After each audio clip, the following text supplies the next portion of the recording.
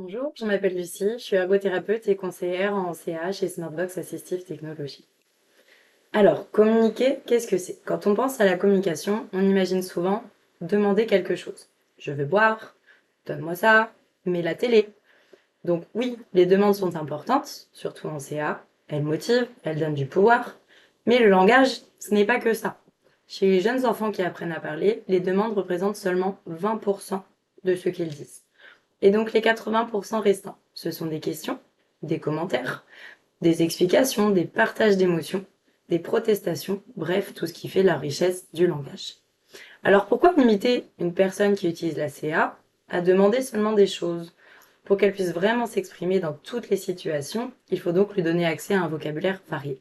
Des verbes d'action, des mots pour décrire, des positions comme dessus, à côté, des petits mots pour poser des questions, et bien d'autres encore.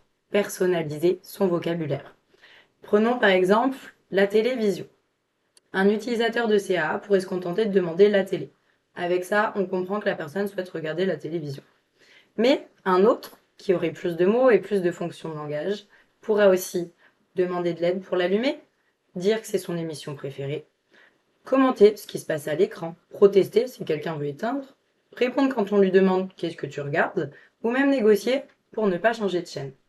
Vous voyez la différence? Dans un sens, on obtient juste un objet, et de l'autre, on ouvre la porte à des échanges, des opinions et la relation. Alors concrètement, comment faire quand on rentre dans cette démarche de CA? Vous pouvez choisir une activité de la vie quotidienne et ensuite vous demandez quelles sont les 5 raisons différentes d'utiliser le langage dans cette activité. Vous listez les mots qui seraient utiles, puis vous les utilisez vous-même avec la CA encore et encore en pointant vous-même, en modélisant vous-même sur l'appareil. Et surtout, souvenez-vous, ce n'est pas grave si l'apprenant ne vous imite pas tout de suite.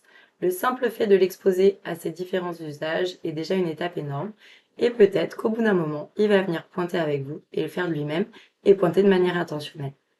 Bien sûr, continuez à enseigner les demandes, car c'est essentiel, mais pensez à élargir.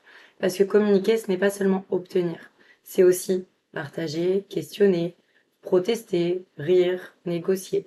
Bref, exister pleinement dans la relation avec l'autre en fin de compte.